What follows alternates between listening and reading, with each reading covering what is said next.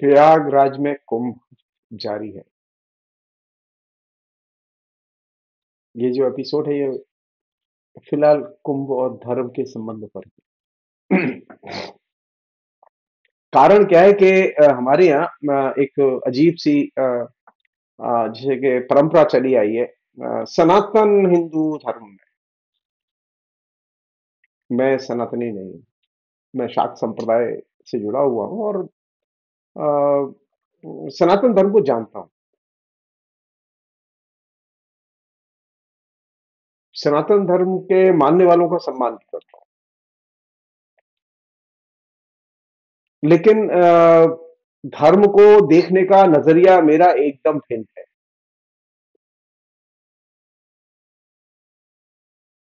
मेरे लिए धर्म महिमा मंडन की चीज नहीं है।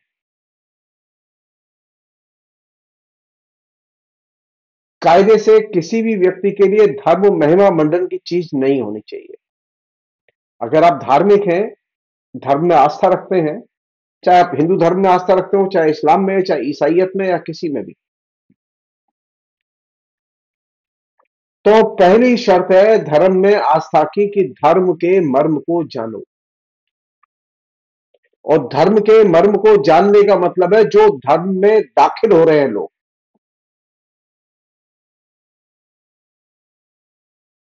जो धर्म का पालन कर रहे हैं,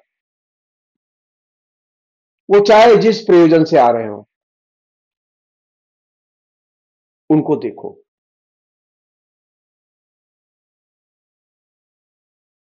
धर्म कोई ऐसी चीज नहीं है जिसे कि अब हो गया या धर्म को हमने गंगा स्नान, यमुना स्नान, संगम स्नान, कावेरी स्नान, नर्मदा स्नान बना दिया है। और ये काफी लंबे समय से चला रहा है, ऐसा नहीं कि अभी किया गया है। क्यों किया गया ये इसकी एक अलग कहानी है।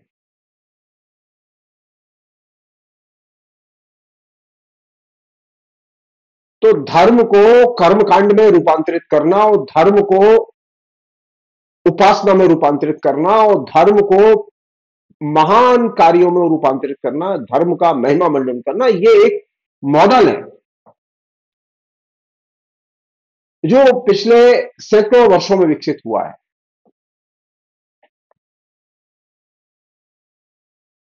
मैं बहुत ही विनम्रता से कहना चाहता हूं, धर्म महिमा मंडन की चीज नहीं है।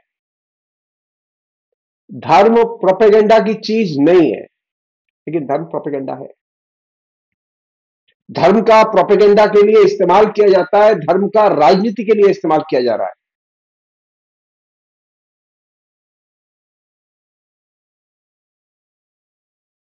अगर आप सचमुच में धार्मिक हैं, कुंभ जा रहे हैं, तो कुंभ में जाने वालों के जीवन को देखो।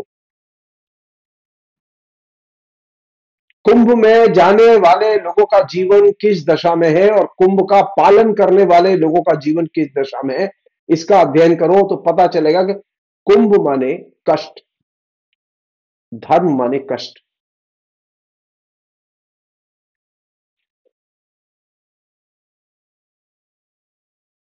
आप मेरे साथ आइए, मैं आपको मंदिर दिखाने ले चलता हूं।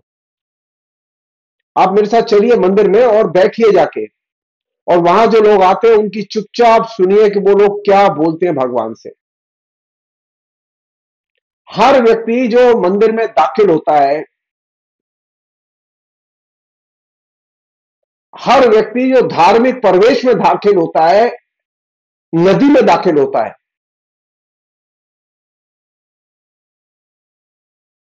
वो सिर्फ अपने कष्ट व्यक्त करता है और चाहता है ईश्वर से कि उसकी कष्ट से मुक्ति हो। किसी को नौकरी नहीं लगी है, वो नौकरी चाहता है। किसी का बिजनेस चौपट पड़ा है, वो चाहता है कि उसका बिजनेस चंगा हो जाए। किसी की इंडस्ट्री नहीं खड़ी हो रही है, वो चाहता है।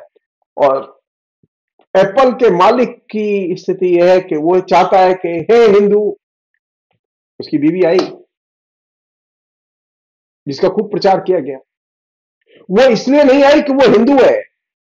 आप इस रूप में ना देखें, वो इसलिए आई कि ये देश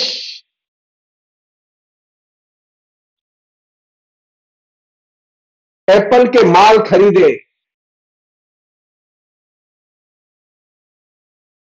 ये तमाम जो पूंजीपति लाइन लगा के जा रहे हैं, वहां किस लिए जा रहे हैं? भगवान से प्रार्थना करने, इसलिए जा रहे हैं कि उनका धर्म धन लूट लिया जाए?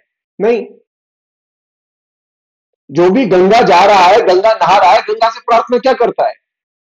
कि मुझे और सुख दो, और समृद्धि दो, मेरी मंगल मनोकामनाएं पूरी करो। कुछ लोगों की बुरी मंगल कामनाएं भी होती हैं, तो वो बुरी कामनाओं को व्यक्त करते हैं। तो मंगल कामनाओं की पूर्ति के लिए लोग मंदिर में जाते हैं। इसका मतलब यह कि उनके जीवन में बहुत कुछ ऐसा है जो कि कष्टप्रद है, अमंगलकारी है, जिससे वो मुक्त होना चाहते हैं।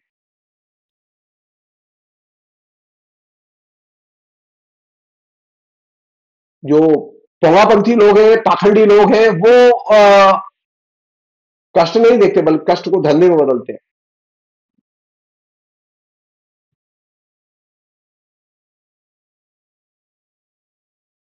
आप एक सर्वे कीजिए।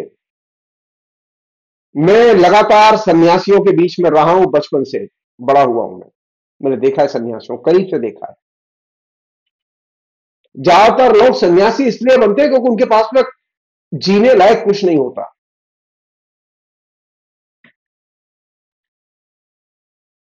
खाते पीते अघाए घरों के लोग सन्यासी कम बनते हैं, और जो सन्यासी बने वो बड़े सुख से रहते हैं।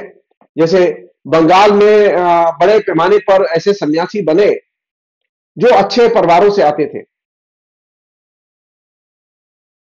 उन्होंने रामकृष्ण मिशन ज्वाइन किया, और वो बड़े अच्छे तरीके से रहते हैं और रामकृष्ण की सेवा कर रहे हैं। वो कष्ट नहीं उठाते कोई। रामकृष्ण मिशन में सन्यासियों के लिए सारी न्यूनतम सुविधाएं हैं, लेकिन नागा सन्यासियों के पास, हजारों नागा सन्यासी हैं, उनके पास कोई सुविधा नहीं है।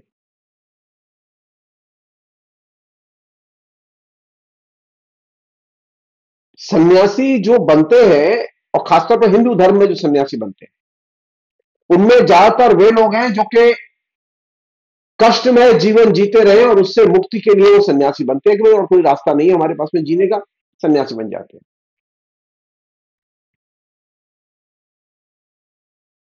तो जब आप मंदिर जाएं तो सोचें कि मंदिर पर जो आने वाले लोग हैं वो क्या कामना करते हैं। वो ये कहते हैं, भगवान हमें सुख देना, हमें समृद्धि देना, और जो कष्ट है उन्हें दूर करना। मंदिर पर बैठता हूं मैं सुनता हूं, और ये जो उसकी अभिव्यक्ति है भक्त की या दर्शक की भगवान से, ये अभिव्यक्ति बहुत कुछ कहती है जिसको कि कायदे से समझने की जरूरत है। अगर इस नजरिए से देखेंगे तो आपको ये समझ में आएगा कि धर्म जो है वो मनुष्य के जो कष्ट भरे जीवन है उसकी आह की अभिव्यक्ति है। जितना कष्ट बढ़ेगा, समाज में जितनी तकलीफें बढ़ेंगी, धर्म उतना ही बढ़ेगा। तकलीफें कम होने दीजिए, धर्म कोई नहीं मानेगा। अच्छा, आप यहां से सोचिए, आप मेरी बात को, ये हिंदू धर्म का प्रचार इतना ये यहीं पर क्यों क्लिक करता है? ये फ्रांस में क्यों नहीं क्लिक करता? ये अमेरिका में क्यों नहीं क्लिक करता? ये जर्मनी में क्यों नहीं क्लिक करता? क्यों? क्योंकि वहां लोगों के पास में जीने की एक मिनिमम सुविधाएं हैं।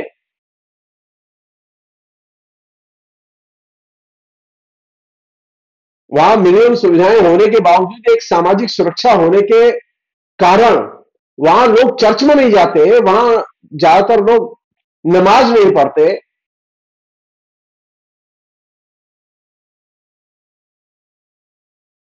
ये जो फिनोमिना है, इस फिनोमिना को कायदे से समझने की जरूरत है।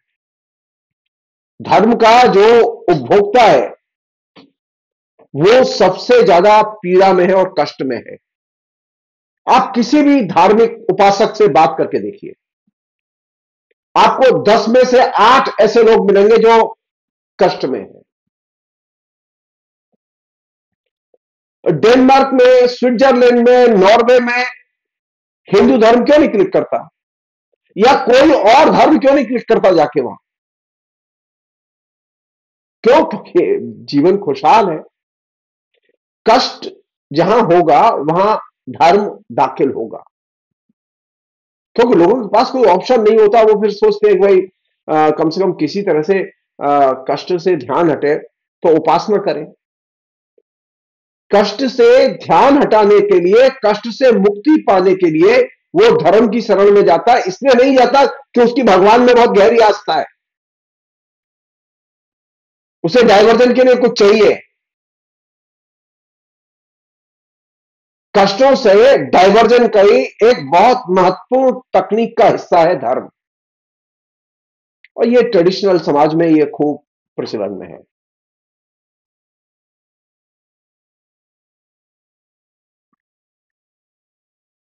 आप देखेंगे जितने भी तीर्थ स्थान है वहां भिखारी खूब मिलेंगे। आपको सोच के आश्चर्य नहीं होता कि इतने भिखारी क्यों हैं? लाखों भिखारी हैं। कुछ अपडेटेड भिखारी हैं, कुछ आउटडेटेड भिखारी हैं, लेकिन भिखारी हैं।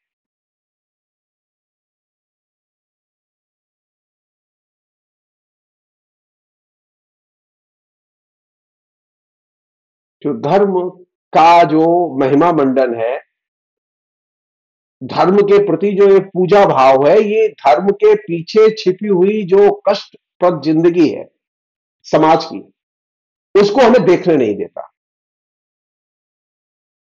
तो धर्म पर से, उसके महिमा मंडन के आवरण को हटा के धर्म को देखो, और धर्म के सामने खड़े हुए उसके उपासक को और दर्शक को देखो, उसके जीवन को देखो, वो क्या मंत्र बोल रहा है ये मत देखो।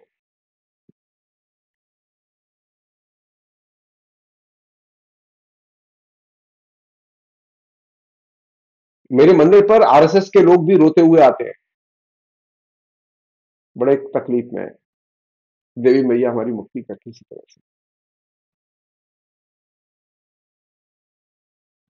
आरएसएस के पास में, मोदी के पास में कष्टों से मुक्ति का कोई मंत्र नहीं है। कुंभ चलो, क्यों? क्योंकि इससे ध्यान हटेगा।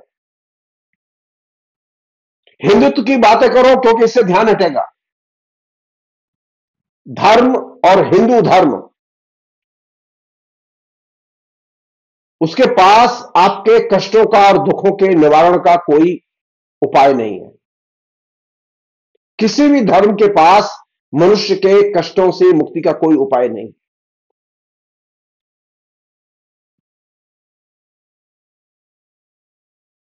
मैं फिर रिपीट कर रहा हूं इस बात को, धर्म की खेती वहां सबसे अधिक होती है जहां जनता अधिक से अधिक तकलीफ में होती है।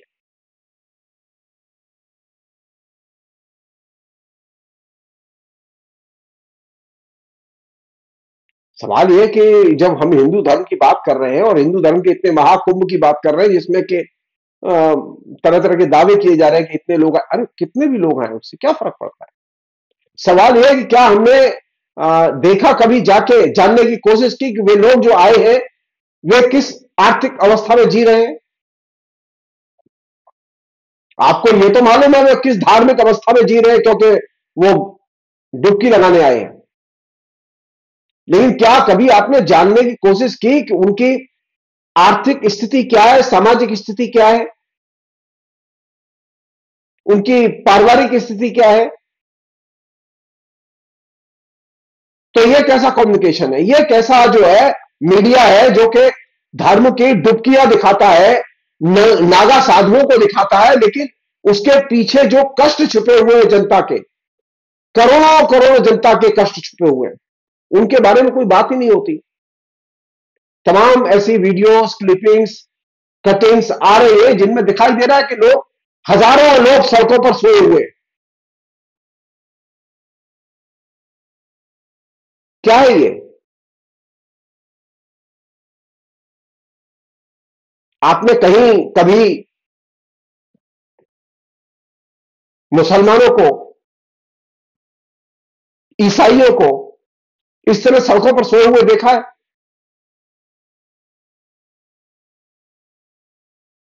आपको आश्चर्य नहीं लगता?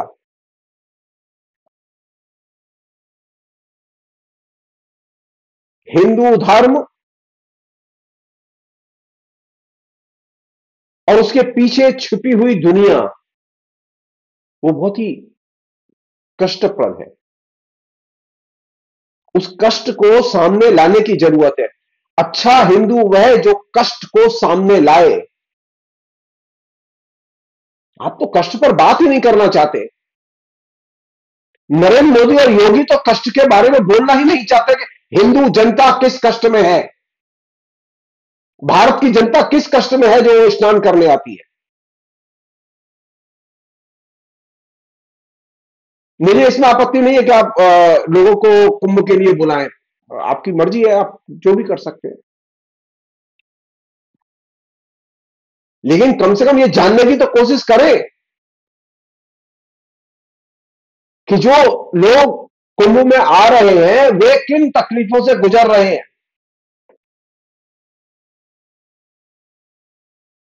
आपको यह मालूम है सन्यासियों की क्या तकलीफ है, तो आप उनके लिए फंड दे रहे हैं।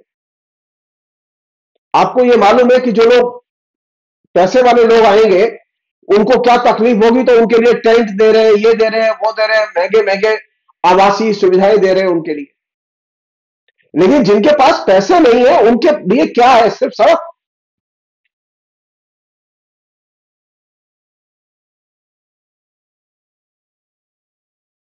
तीर्थ स्थान का मतलब अगर सड़क है और गंदगी है तो इसका मतलब यह है कि कष्ट हिंदू धर्म से अभी जाने वाले नहीं है। हिंदू धर्म की भीड़, जाहिर है कि उस भीड़ के पास में चेतना नहीं होती।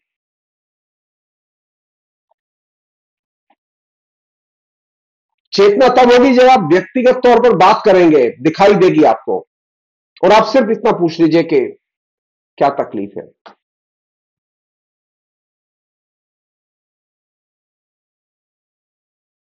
आर्थिक कष्ट, सामाजिक कष्ट, उनके साइकोलॉजिकल कष्ट, इनकी ऑडिटिंग नहीं की जानी चाहिए। आपको यह तो मालूम है कि वो गंगा में नहाएंगे, लेकिन यह नहीं मालूम गंगा तक आएंगे कैसे, और आएंगे तो उनके पास में, उनके जीवन में क्या घट रहा है।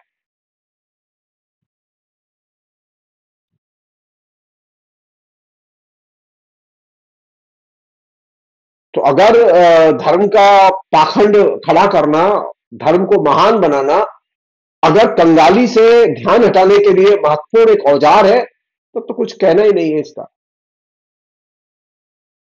धर्म का जन्म कंगाली दूर करने के लिए नहीं हुआ था, बल्कि कंगालों को, गरीबों को, लोगों को इंगेज करने के लिए हुआ था, तो वो इंगेज रहे और भूल जाए। नरेंद्र मोदी जो इतना धर्म धर्म कर रहे हैं उसका एक कारण है कि आप धर्म में इंगेज रहिए और भूल जाइए अपने जीवन के कष्टों को। लेकिन कष्ट तो जाने वाले नहीं है। भूलने से कष्ट अगर चले जाए तो मैं तो नींद की गोली खा के सो जाऊं, ये कष्ट तो जाने वाले नहीं है। आपने कभी कंगालों से और गरीबों से बात करते हुए नरेंद्र मोदी को और योगी को और मोहन भागवत को देखा है? मैंने तो नहीं देखा।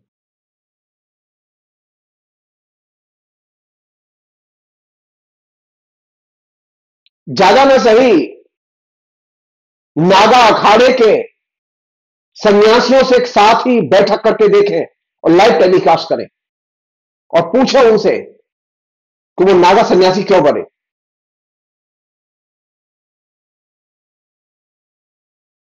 उसके मुखिया से नहीं, साधारण जो नागा सन्यासी हैं उनसे लाइव टेलीकास्ट होना चाहिए। हम देखना चाहते हैं ये तमाम जो चंटू मंटू मोदी के प्रोपेगेंडिस्ट घूमते रहते हैं कुंभ में, हम जानना चाहते हैं कि वो जाएं और पकड़ें और सन्यासियों से पूछें कि उनके जीवन में कष्ट क्या है। वो क्यों सन्यासी बने? सारा भेद खुल जाएगा धर्म का।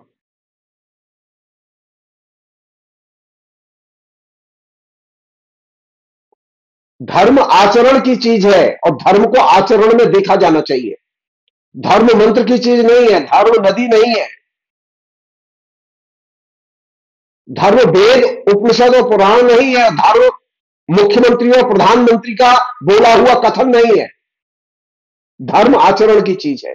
तो आचरण में देखा जाना चाहिए कि वो ये व्यक्ति जो धार्मिक है, जो नागा है, जो बौद्ध है, जो जैनी है, वो क्यों है?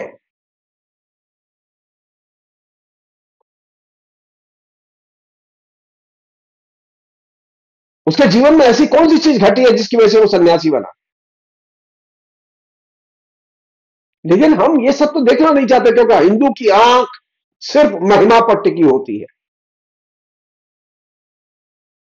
हमारा मानना है कि हिंदू की आंख को महिमा से हटा के हिंदू के कष्टों की ओर मोड़ दो। हिंदू की आंख को जनता के कष्टों की तरफ मोड़ दो और नेताओं की आंख को जनता के कष्टों की तरफ मोड़ दो।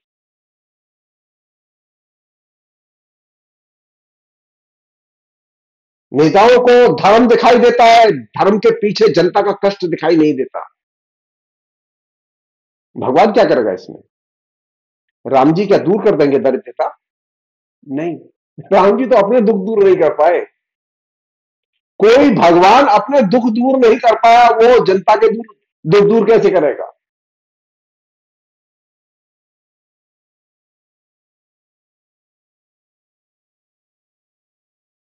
एक और चीज, और आखिरी चीज,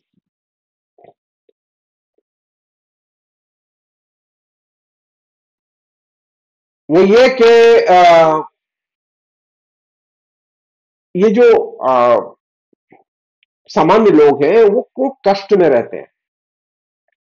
जो धार्मिक लोग हैं वो क्यों कष्ट में रहते हैं? वो क्यों, ये जो असाधारण स्थिति है, एकदम नंगा साधु, उसका वीडियो दिखाया जा रहा है, लाइव टेलीकास्ट दिखाया जा रहा है कि देखो कैसे ये है धर्म। नहीं नहीं नहीं, ये धर्म नहीं है। ये धर्म का आवरण है। धर्म तब दिखाई देगा जब इन नागा साधुओं से आप बात करेंगे। संवाद करिए। धर्म का दूसरा लक्षण है डायलॉग, संवाद।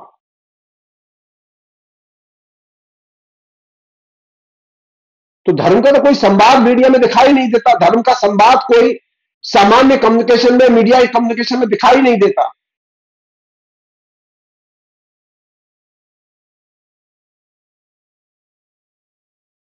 तो संवाद के बिना धर्म कैसा? धर्म का मतलब खाली डुबकी लगाना? धर्म का मतलब खाली टिकट कटाना, सरकारी यात्रा निवास, यात्री निवास में जाके रहना? नहीं, ये धर्म नहीं है, ये तो धंधा है। धर्म में संवाद बेहद जरूरी है। लोगों से पूछो, लोगों के बीच में जाओ, लोगों के बीच में रहो।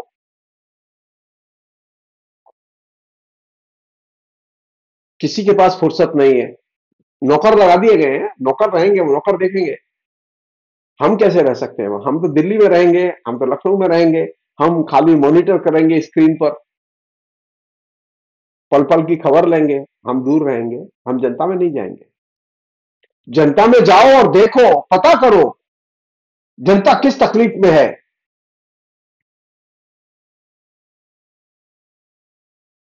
ये सन्यासी किन असाधारण परिस्थितियों में रहते हैं, क्यों रहते हैं?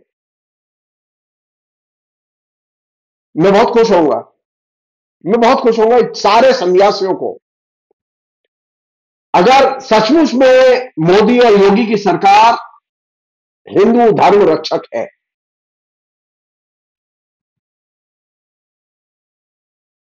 इन सारे सन्यासियों को एक एक घर दे दे, एक एक नौकर दे दे, इनकी सारी व्यवस्था कर दे, जगह भगवान से खूब भजन करो, घर पे रहो। या इनका जहां अखाड़ा है, जहां इनका मंदिर है, वहां इनके लिए बाकायदा बढ़िया एक एक आश्रम बना दे। कर सकती है? नहीं। क्यों? क्योंकि उनकी तकलीफ तो आपको जाननी ही नहीं है, आपको तो कैश करना है। तकलीफ यह है कि उनके पास में रहने की जगह नहीं है। तकलीफ यह है कि उनके पास में साफ स्वच्छ नहाने का पानी नहीं होता।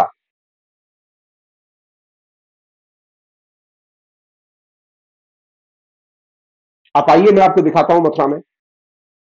मैं नहीं जानता है प्रयाग प्रयाग की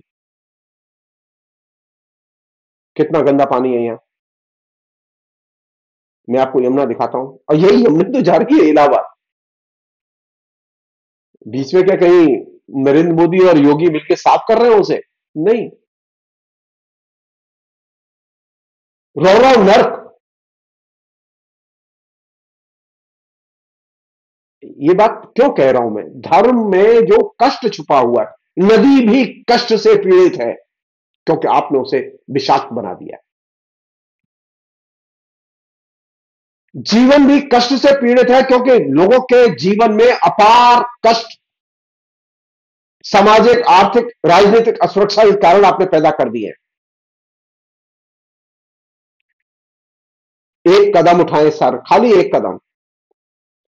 ये तमाम जितने महामंडलेश्वर आए हैं, जितने शंकराचार्य हैं, उनसे पूछे, महाराज आपको क्या चाहिए? हम हर सन्यासी के लिए एक एक भवन बनाना चाहते हैं, वो भवन में रहें। वो भवन वही बना देंगे जहां आपका आश्रम।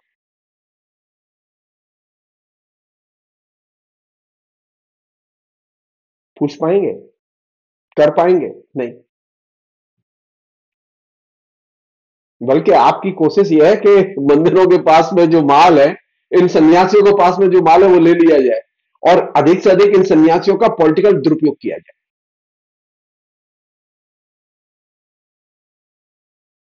इसे कहते हैं जनता को धर्म की गिरफ्त में बांधना। जनता धर्म की गिरफ्त में नहीं है, उसे बांध नहीं सकते आप, लेकिन जनता परेशान है। उसके दर्द को जानिए।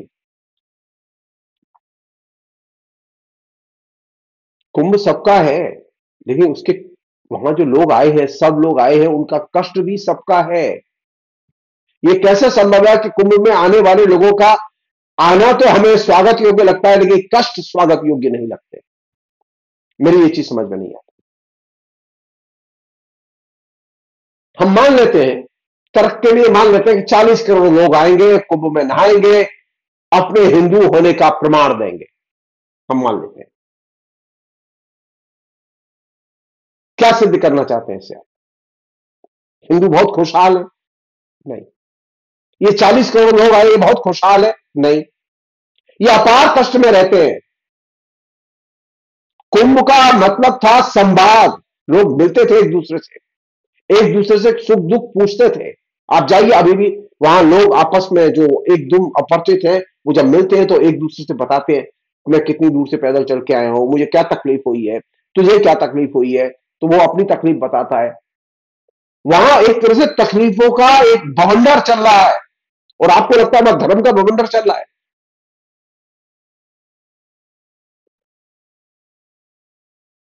कुंभ में जो जनता है उसके बीच में जाओ और संवाद करो, ऊपरी संवाद करो, देखते हैं कुंभ में क्या हो रहा है। हम भी जानना चाहते हैं, हम जा नहीं सकते। ये जो खाए अघाए लोग जो कुंभ में जा रहे हैं, उनसे संवाद करने की जरूरत नहीं है। ये तो आपका सर्वे का सैंपल ही बिगाड़ देंगे। कुंभ की धुरी है वो कॉमन मैन, वो साधारण आदमी जो पागल की तरह रेल के पीछे भाग रहा है, वो पागल की तरह बस के पीछे भाग रहा है, वो पागल की तरह किसी भी तरह कुंभ में जाना चाहता है, जिससे आपने पागल कर दिया है। उस कॉमन आदमी से पूछो, सिर्फ इतना पूछ लो, तेरी आमदनी कितनी है और क्या खाता हो कमाता है। और उससे भी बड़ा प्रश्न नरेंद्र मोदी से पूछो। वह 80 करोड़ परिवार जो 5 किलो राशन पर पल रहे हैं, जिन परिवारों के पास में खाने के लिए पैसे नहीं है, वे क्या कुंभ की टिकट खरीद के कुंभ में जाएंगे? वे इलाहाबाद के प्रयाग की टिकट खरीद के जाएंगे, इतने पैसे हैं। एक तरफ आप कह रहे हैं कि हम अगर इलेक्शन जीत गए दिल्ली में तो हर स्त्री के लिए हम 2,500 रुपए महीने देंगे। क्यों? क्योंकि औरतों के पास पैसे नहीं होते। तो जिन औरतों के पास पैसे नहीं होते तो वे क्या कुंभ में जाएंगी? एक तरफ राजनीतिक पार्टियां पैसा दिखा के, पैसे का प्रलोभन दिखा के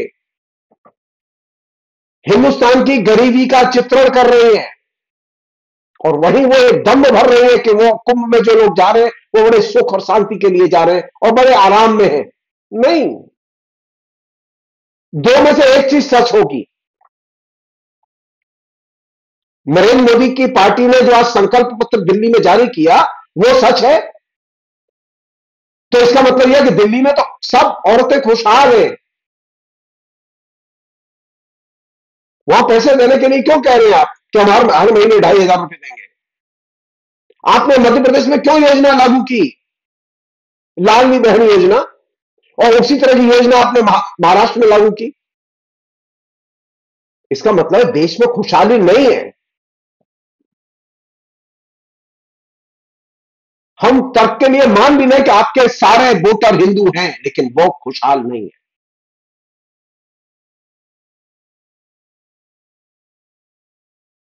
आज सच्चाई है कि हिंदू सबसे अधिक कष्ट में है और सबसे ज्यादा उत्पीड़ित भी है, लेकिन उसे एकदम दिग्भ्रमित कर दिया गया है धर्म की आड़ में, धर्म के प्रोपेगेंडा के जरिए और मीडिया के खटाटूट के जरिए।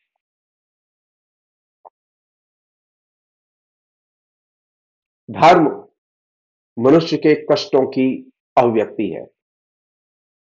धर्म पूजा की अभिव्यक्ति नहीं है, धर्म उपासना की अभिव्यक्ति नहीं है। अच्छा धार्मिक वह जो मनुष्य के कष्टों के साथ उसकी सहानुभूति हो, उसका कमिटमेंट हो, उसके कष्टों के साथ उसका डायलॉग हो, उसकी इमोशनल, इकोनॉमिक, पॉलिटिकल शेयरिंग का भाव हो। इसमें से कोई भी चीज आप शेयर कर सकते हैं। कुछ नहीं तो लोगों की दुख ही सुनिए। आप दुख दूर नहीं कर सकते, लेकिन दुख सुन तो सकते हैं। लेकिन यहां तो मुश्किल यह है, दुख सुनने वाले भी लोग नहीं है, दुख दूर करने वाले भी लोग नहीं है। क्या करेंगे लोग? क्लब जा नहीं सकते, बाजार जा नहीं सकते, गंगा भी न जाए, मंदिर भी न जाए। नहीं, वहां तो पैसे नहीं लगते, दुख है लेकिन पैसे नहीं लगते, वो जा सकते हैं। मेरा कहना यह है कि धर्म वो सुखों की अभिव्यक्ति की अभिव्यंजना नहीं करता। धर्म मानवीय कष्टों की अभिव्यंजना करता है।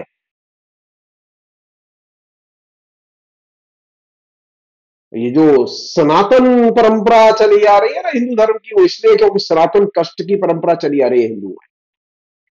अगर हिंदू आज से 500 साल पहले अमीर हो गए होते, महाराज चंद्रगुप्त, आप याद कीजिए, महाराज अशोक, महाराज महाराणा प्रताप, महाराज शिवाजी, इनके जमाने में क्या स्थिति थी? भयानक गरीबी थी।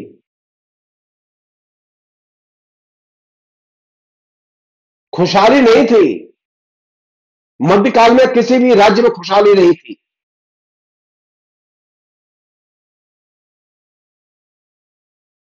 खुशहाली नहीं होती तो फिर बात ही क्या थी? सोने की चिड़िया होता देश। तो भारत तो कभी सोने की चिड़िया रहा ही नहीं, खुद धर्म की चिड़िया था, धर्म की चिड़िया आज भी है। अगर धर्म को सचमुच में जानना है तो धर्म में जो लोग पार्टिसिपेट करते हैं उनके कष्टों को जानो। उसमें पुजारी भी आते हैं, उसमें महंत भी आते हैं, उसमें संत भी आते हैं, उसमें नागा सन्यासी भी आते हैं, उसमें तमाम अखाड़े के लोग आते हैं, उसमें जनता भी आती है, उसमें औरतें भी आती हैं, बच्चे भी आते हैं। इनकी तकलीफों को जानो, आपको पता चलेगा कि धर्म में पार्टिसिपेट करने वाले लोग कितने दुखी रहते हैं। आपका हृदय फट जाएगा। धर्म के लिए आपका हृदय नहीं फटेगा, लेकिन उनके दुख सुनेंगे तो आपका सिर फट जाएगा। तो धर्म के दायरे के अंदर प्रवेश करो। धर्म में जो लोग शिरकत करते हैं उनको देखो, जानो, समझो, डायलॉग करो, उनकी पीड़ा सुनो, तो पता चलेगा धर्म के पीछे असल में कष्ट कितने हैं। धर्म कष्ट की अभिव्यक्ति है, वो उपासना की अभिव्यक्ति नहीं है, वो मंत्र की अभिव्यक्ति नहीं है, वो किसी देवता की अभिव्यक्ति नहीं है, बल्कि मनुष्य के कष्टों की अभिव्यक्ति है। और वही अभिव्यक्ति को आपको सामने लाना होगा। ये जो पूजा पाठ, उपासना, नदी स्नान, मंत्रोच्चारण, ये तमाम चीजें जो है ये उस पर एक तरह से आवरण का काम करती हैं। इस आवरण को हटाने की जरूरत है, तब आपको सच्चे हिंदू धर्म के दर्शन होंगे। बहुत बहुत शुक्रिया, थैंक यू।